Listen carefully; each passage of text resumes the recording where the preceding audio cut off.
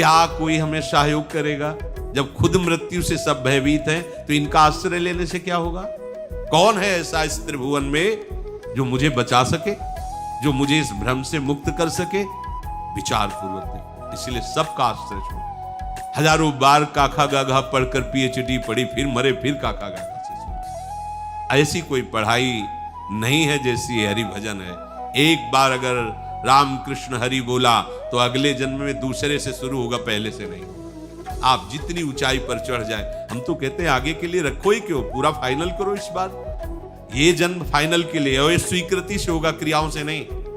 सत्संग के द्वारा प्रकट हुए विवेक से विचार करके इस असत आचरण में लगे हुए शरीर को सत मार्ग में चलाओ। सत मार्ग से पवित्र हुई बुद्धि से शरीर का राग नष्ट करके स्वरूप में स्थित हो जाओ। चाहे वो सहचरी स्वरूप हो, चाहे गोपी स्वरूप, चाहे जो स्वरूप हो, चाहे आत्मस्वरूप, तभी बात बनेगी। ये आभास रूप अहंकार भ्रम, ये आपके भीतर ऐसा बैठ गया है कि तू आत्मस्वरूप होते हुए, आनंद स्वरूप होते हुए, सुख राशि होते हुए भी सुख के लिए भटक रहा है। श्री भगवान कह रहे, सर्वाणीत्युपधारय, स्वर्गलोक, मृत्युलोक, पाताल लोक, जितने भी लोक लोकांतर है, सबके सब इन दो से हैं, अपरा प्रकृति और ये भगवान का अंश। तुम इस अपरा प्रकृति से अपना संबंध हटाओ। बड़ा कठिन है संबंध, लेकिन समर्पण करने में कोई कठिनता नहीं। इसलिए स्वरूपानुसंधान भक्ति रेव गरीयसी, स्वरूप बोध में सर्वश्रेष्ठ उपाय भक्ति है, भगवान शंकराचार्य जी ने कहा। हमारे पास जो भी प्रकृति जन्य है उसे हम प्रभु का मान ले, बस बात है। देखो, जैसे जब हम वैराग्य की बात सुनते हैं तो हमारे सामने एक वैराग्य का रूप आता है, फटे पुराने कपड़े या दिगंबर या किसी झोपड़ी में रहने वाला एक लौकी का कमंडल या ऐसा ऐसा। ये बाह्य बात है, ये वैराग्य की बाह्य भूमिका है, इसका कोई आंतरिक फर्क नहीं पड़ने वाला। ध्यान देना, जहां से हमारी स्वीकृति वहां इस पे कोई फर्क पड़ने वाला। मैं त्यागी जीवन हो गया, रुपया नहीं छुआ। मैं किसको लेके बोल रहे हो? देह को लेके बोल रहे हो? अरे भैया, नंगे ही पैदा हुई थी, कोई बड़ी बात नहीं, तुम नंगे रह रहे हो। कितने चराचर सृष्टि में ऐसे जीव है जो केवल जल पी के रहते हैं, कितने ऐसे केवल फल खा के, कितने ऐसे मिट्टी खा के रहते हैं। क्या वो ब्रह्म स्वरूप का अनुभव कर पाए? क्या वैराग्य का मतलब है राग न रहना। कहां? इस देह में। हम क्या करते? घर छोड़ दिए, कपड़े बदल दिए, लेकिन वो उद्देश्य नहीं बदला।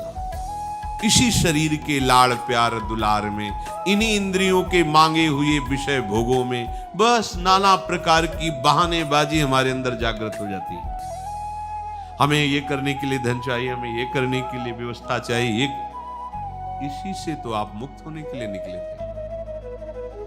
अपने को कुछ नहीं करना, अपनी कोई मांग नहीं है, अपने तो केवल प्रभु और उन्हीं के चिंतन में तन्मय। अब वो जो करावे, जैसी स्थिति में रखे, आपकी इच्छा नहीं होनी, आपका संकल्प नहीं होना चाहिए। हम क्या करते हैं कि बाहरी प्रदर्शन को हम वैराग्य मान लेते हैं।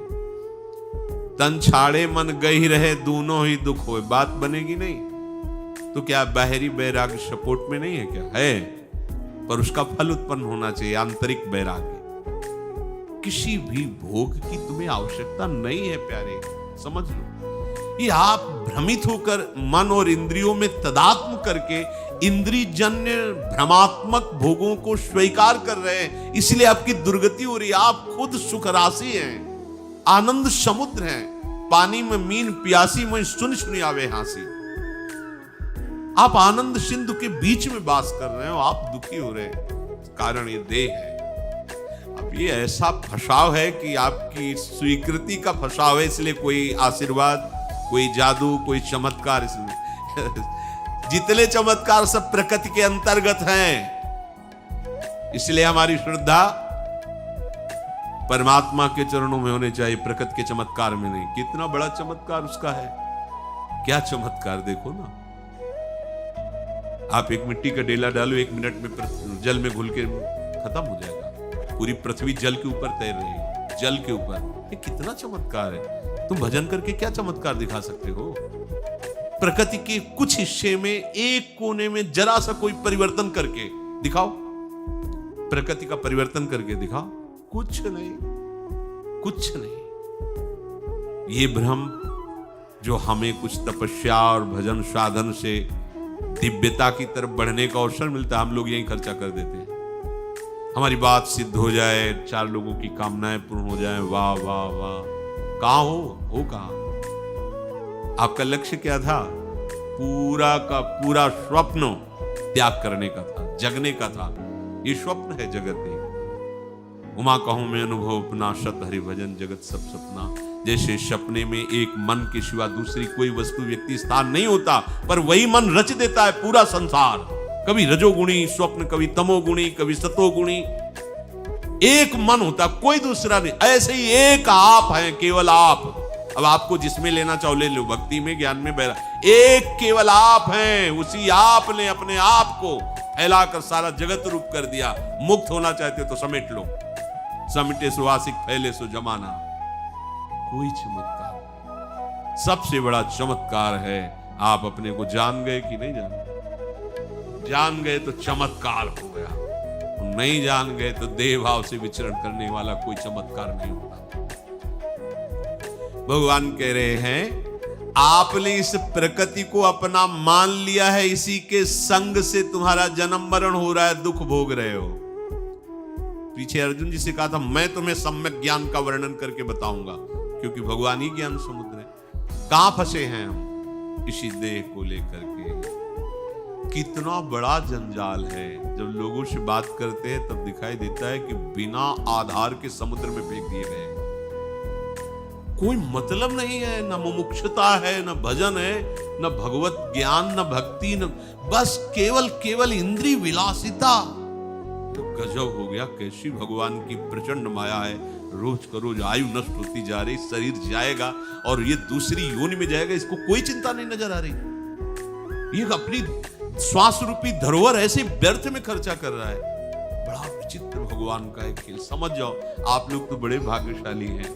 देखो ये सत्संग जानते हो क्या है? ये तुम्हें जहर रहित कर रहा है। रोज सत्संग, ये रोज मन को चाटे लग रहे हैं। अगर आप सावधान होकर एकाग्रता पूर्वक सुनेंगे तो इसका फल सीधे भगवत प्राप्ति, सीधे भगवत प्राप्ति।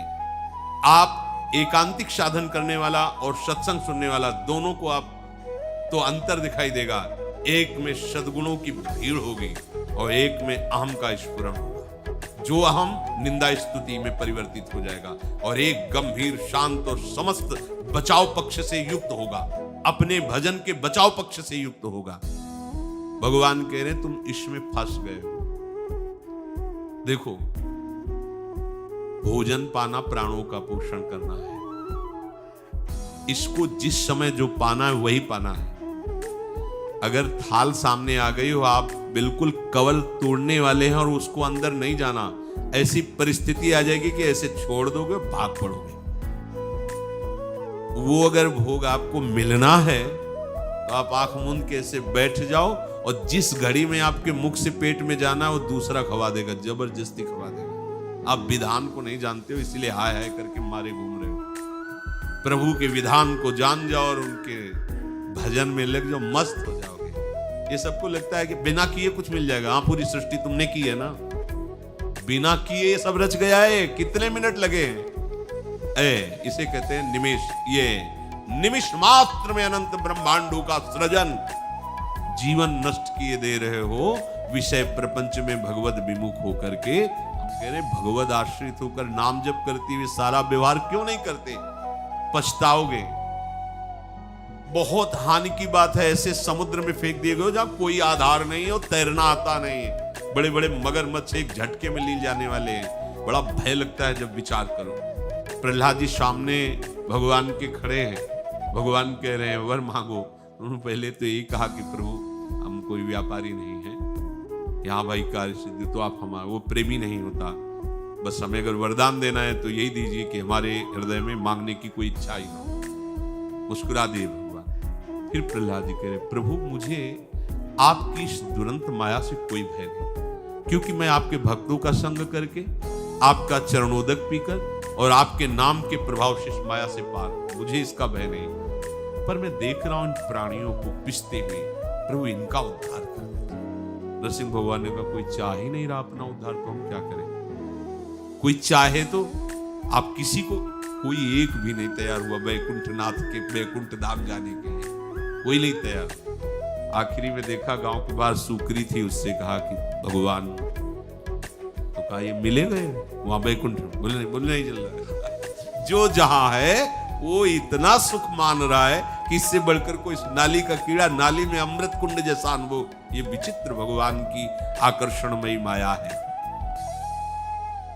इसी से सब प्राणी को बरबस जन्म लेना पड़ता है, शरीर से प्रीता करने के कारण। किसी भी शरीर से, देखो ना, मृग के शरीर से प्यार कर लिया तो शरीर मिल गया मृग का।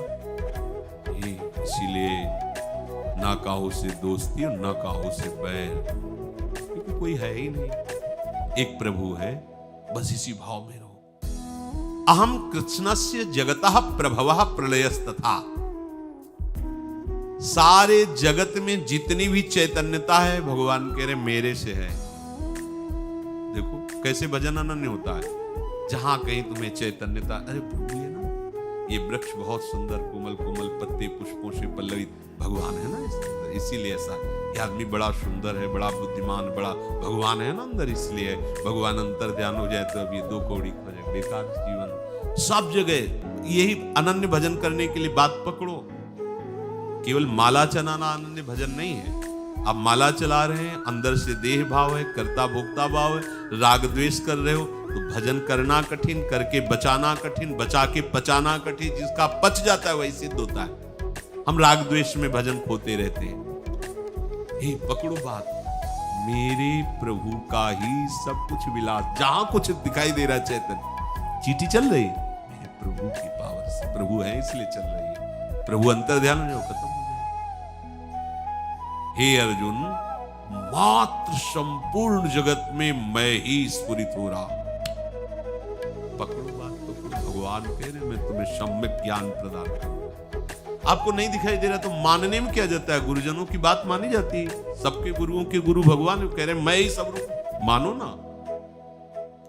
जो गुरु निष्ठा वाले होते हैं उनके लिए भी कहा गया, खंड मंडलाकारम व्याप्तमेन चराचरम।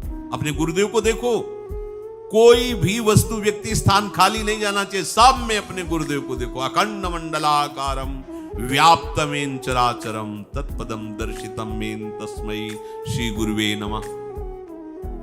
इसलिए प्रभु कहते हैं कि ये सारा संसार मैं ही बन करके खेल रहा हूं।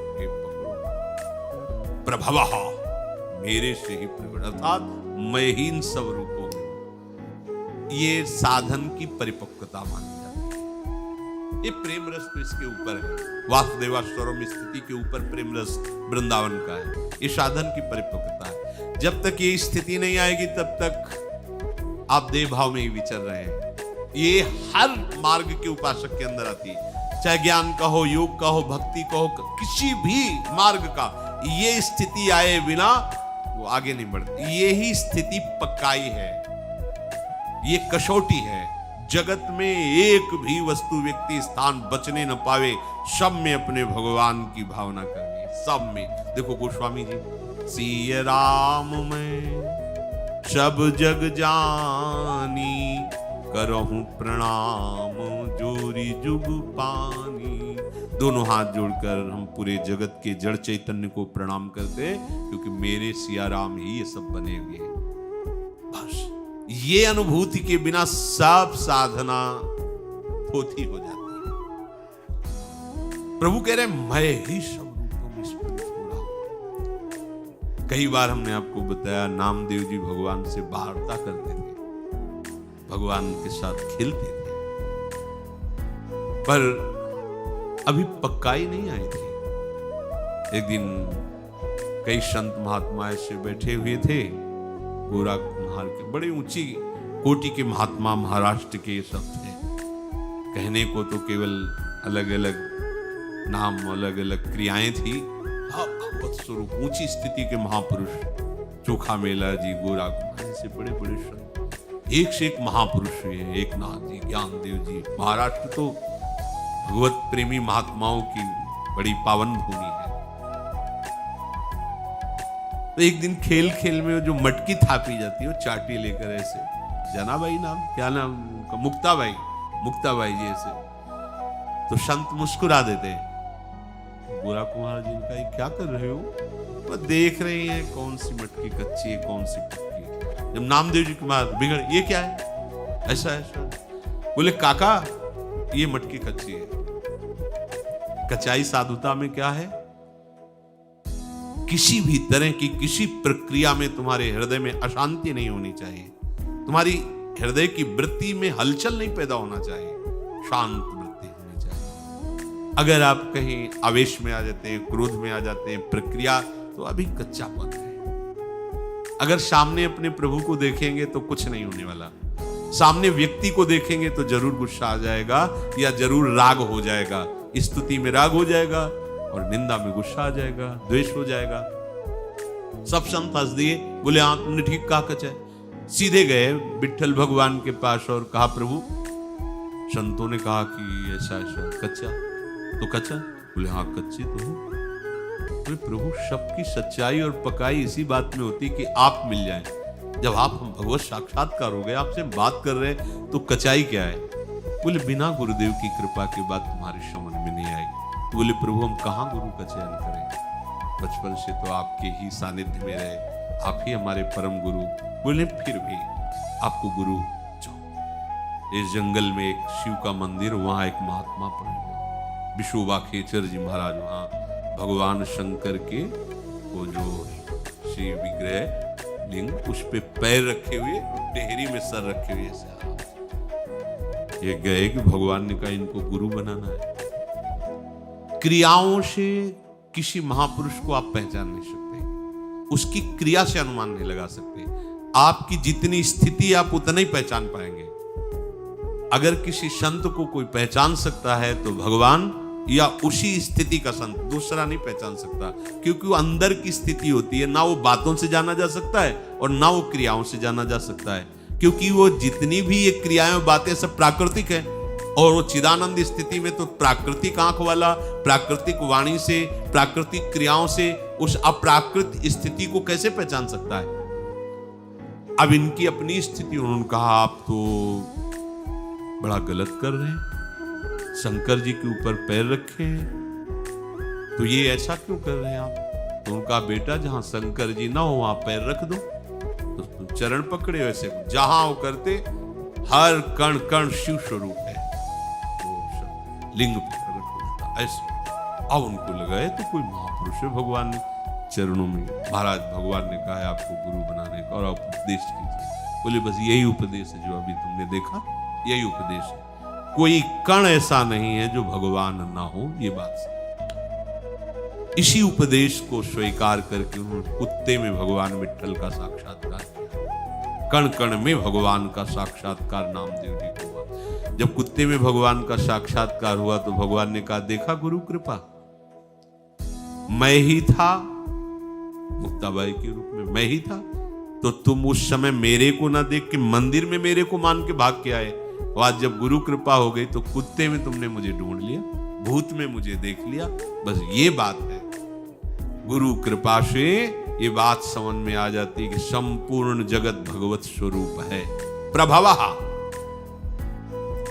ये मेरे से जगत पैदा हुआ है, इसका आंतरिक भाव कि मैं ही इतने रूपों में प्रकट हुआ हूं। पर खास बात ये कि आप कहोगे कि मुझे क्यों नहीं दिखाई देते, तो भगवान भी भगवान के रूप में जब अवतरित हुए तो सबने उनको भगवान रूप में नहीं देखा। जाकी रही भावना जैसी, प्रभु मूर्ति देखी तिन तैसी। कंस के रंगमंच पर सरकार चरण पधरा रहे हैं तो किसी को महाविराट भयंकर काल रूप, किसी को अत्यंत सुकुमार लाडले प्रीतम नजर आ रहे, किसी को अपना सखा नजर आ रहे, जैसी भावना से। तो आज हम किस भावना से प्रभु को देख रहे हैं? विषय। तो प्रभु विषय रूप में बहुत प्यार करते हैं। हम जो चाह करते हैं प्रभु वही, सच्ची मानिए आपके पास जितने संबंधी हैं ये वही बने हुए हैं, दूसरा कोई नहीं बना हुआ। पर सिद्धांत है, ऐसे नहीं जान सकते। पहले राग का त्याग करो तब जान पाओगे। आप सोचो सब भगवान है तो वैसे ही आसक्त हो तुम पति पत्नी पुत्र परिवार में, तुम अपनी आसक्ति और बढ़ा लोगे। पहले इस आसक्ति को समेटो, सबकी ममता ताग बटोरी, और फिर मम पद बने बांध बर डोरी। अब हम देंगे तुम्हें वो दृष्टि समदर्शी, इच्छा कछु नाही, हरस शोक भय नहीं मन माही, अस सज्जन मम उर्वस कैसे, लोभी हृदय बशोधन जैसे। प्रलय मैं ही सबके नाश का कारण हूं, समझो, मैं ही प्रभव का कारण हूं। तो नाश का तात्पर्य किसी का नाश नहीं होता, कोई नाश नहीं होता, कुछ नष्ट नहीं होता, केवल आकृति बदलती जाती है। जैसे जौहरी स्वर्णकार स्वर्ण के आभूषणों को गला कर दूसरे आभूषण बनाते। स्वर्ण तो वैसे ही था पहले भी, बिगड़ने पर भी, फिर रचना पर भी। ऐसे ही तत्व कभी नष्ट नहीं होता। जैसे पंचभूत हैं, हम कहते हैं ये सब नष्ट होने वाले, कोई नष्ट नहीं होता। पंचभूतों से ये जो शरीर बना है ये अपने अपने तत्व में पहुंच जाता है। मिट्टी तत्व मिट्टी में, जल तत्व जल में, वायु वायु में, अग्नि अग्नि में, शब्द आकाश में। फिर जब प्रलय और बढ़ता है तो ये अपने मूल तत्व में, और मूल प्रकृति ब्रह्म में, तो कोई नष्ट तो नहीं हुआ ना, तत्व का नाश नहीं होता। ये जो सामने दृश्य दिखाई देता है इसका परिवर्तन हो जाता है। उसी परिवर्तन का हम एक शब्द में उच्चारण कर देते कि उसका नाश हो गया। नाश नहीं होता, परिवर्तन होकर अपने स्वरूप, और फिर जब होगा तब फिर ऐसे क्रम से होता चला जाएगा, कोई नाश नहीं। पर भगवान कह रहे समेट लेता, अपने आप में विस्तार किया, अपने आप में समेट लिया। कृष्णस्य जगतः, ये जड़ चेतना युक्त संपूर्ण जगत, इसको प्रकट करना और इसको लय करना, ये सब मैं कर रहा हूं। निश्चिंत हो जाओ फिर। तभी तो भगवान कहते हैं तुम केवल मेरा अनन्य चिंतन करो। हम चिंता कर रहे हैं, कितनी कितनी मन की वृत्तियां हमें फंसाए हुए हैं। हम ये कर सकते हैं, हम ये कर सकते हैं, हमने ये किया, हम ऐसा करें। और भगवान कह रहे मैं हूं प्रभवः प्रलयः, मैं सबको प्रकट करने वाला हूं और मैं ही नाश करने वाला हूं। आपको लगेगा भगवान क्यों नाश करते हैं? क्योंकि मृत्यु रूप विभूति भगवान ही है। जब ये रहस्य जान जाओगे तो बड़े मुस्कुराकर आनंदित रहोगे। तुम्हारा प्रीतम यदि तुम्हारे सामने किसी रूप में आवे तो डरोगे क्या? नरसिंह भगवान से सब डर रहे थे, प्रहलाद जी को कोई डर नहीं था, समीप खड़े थे। हमारा प्रीतम जब मृत्यु रूप में आता है और जिसने जीवन भर उनका स्मरण किया है, जब पहचान ले अच्छा प्रभु मृत्यु रूप में आयो, आओ आलिंगन करो मृत्यु रूप से, वो महामहोत्सव आनंदित होकर प्रभु में हो जाता है। कुछ मैं नहीं, केवल समझ लो, केवल समझ लो, प्रभु के सिवा कुछ है। वही काल, वही महाकाल, वही मृत्यु, वही सृजन, वही पालन, वही संहार। आप व्यर्थ में अपने को कर्ता भोक्ता मान करके फंस रहे हैं।